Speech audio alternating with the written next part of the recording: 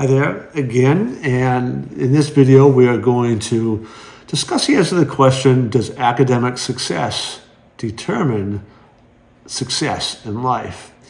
I think on the surface we all kind of have a general answer to that, and we're going to be breaking that down and looking at different components to see what that secret sauce is for success in life.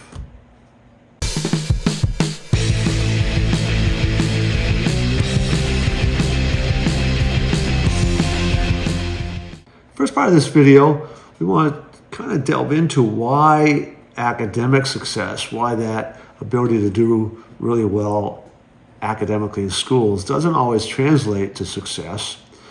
And that will lead right in to our second topic, which of course is how important mindset plays. That's obviously the recurring theme that we hear all the time.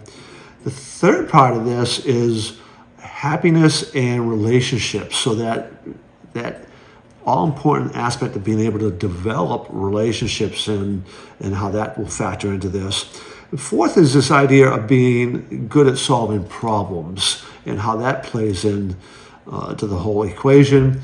Last, we will look at a couple real-life examples, one who academic success didn't really translate in, and one whose success wasn't directly related to academic success. Many people who experience academic success struggle outside of that world of academia, that world where they're pursuing that knowledge for a variety of reasons. Oftentimes they don't have the ability to really relate to other people. And again, we'll touch upon this in a little bit, but that relationship piece is really important. And sometimes they don't have a way to translate what they're doing to a strong, overarching purpose and how that's going to really benefit other people, right? So they're doing all this research, they're doing well academically, but they haven't really found how to take what they've learned and are learning and apply purpose and meaning to that, which can lead to depression and other mental health issues. So again, there's a lot of reasons why somebody who might do really well academically doesn't find success. But often it is related to relationships and their ability to bring that knowledge to a practical purpose and value to others. As always, mindset's going to be crucial to taking that academic success and translating it into something that provides value in the real world, provides you meaning and purpose, and also helps you develop relationships and other aspects of living life that gives that meaning. And essentially, that meaning and purpose and that fulfillment is how you will experience success. It's how you will begin to define that success. It's the feeling that you begin to get outside, not just what other people will say, oh, that person's really successful, or that person. So it's not always about that external, right? It begins kind of internally, and that external will often follow that when you have that drive and that meaning and that purpose and all those relationships. That's when you can take that academic and apply it, and that's all about your beliefs around a whole bunch of different areas, which is why I'm constantly talking about the mindset of a champion and all the different areas of your life that go into that. So I've mentioned a couple times already the word relationships, and the longest ongoing study on happiness is a Harvard study. It's been a longitudinal, it's actually going into a couple of generations now. And one of the most important aspects to happiness in a person's life is the quality of their relationships. Professional, personal, those combined, but your ability to connect with other people is hugely influential in how happy you feel. And there is a connection to that also with your ability to find success in your chosen career path, right?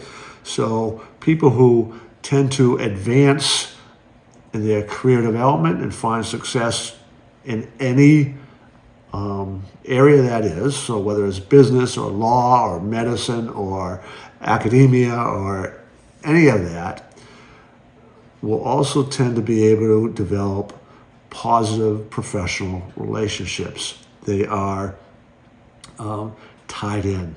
There are obviously examples of people who were successful building a business or successful in terms of creating some wealth for somebody, but may have been very difficult to deal with.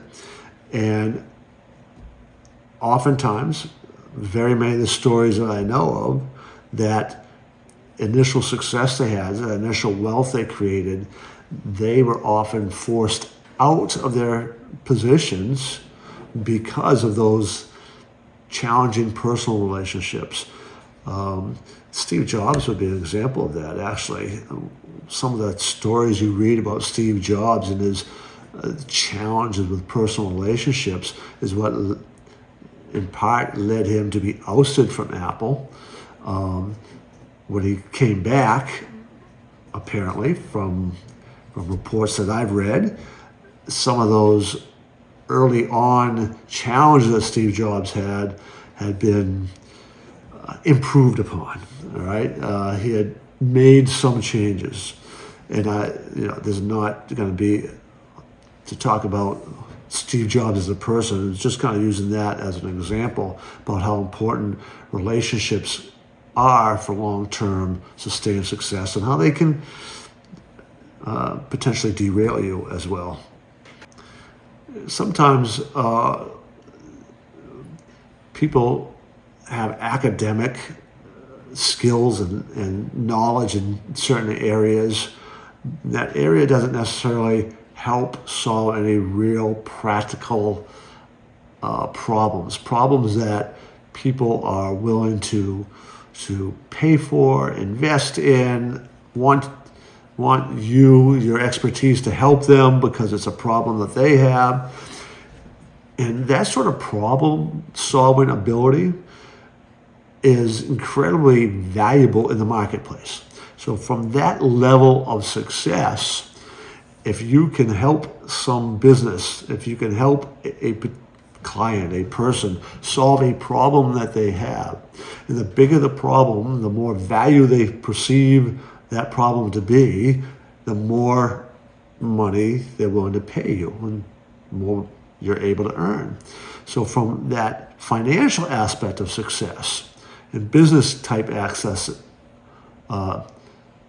success aspect of success is really about your ability to solve problems, right? Inevitably, there are people in academia who have body of knowledge, esoteric knowledge, that doesn't translate well to marketable kind of problem solving and marketable kind of income, right? That can come from that. So you will sometimes have highly educated, very smart individuals who don't do well financially or as well as they see other people, and sometimes they can become disgruntled at that because they view their esoteric knowledge as important. They haven't been able to translate that into the marketplace. For a real life example, I want to compare two different individuals. One was William Sidis, who was a child prodigy in the early 1900s, who Harvard refused to enroll at age 9 because he was still a child. But 2 years later, at age 11, they decided to enroll him.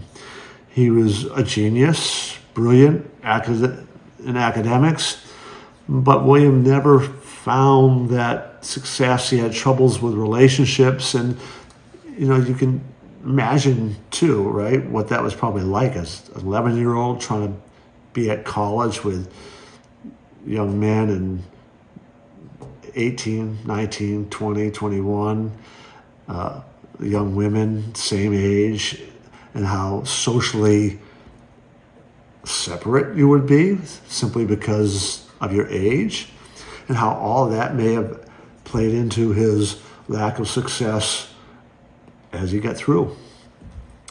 On the opposite side of that, Richard Branson, who's an incredibly successful entrepreneur, the founder of Virgin Airlines and the whole Virgin brand, billionaire, who had very little academic success when he started his companies, and has been enormously successful in large part from his ability to connect with people and to build a business, and that the whole intellectual aspect of building a business and being able to utilize all the resources and people resources and all of that to find success in that realm.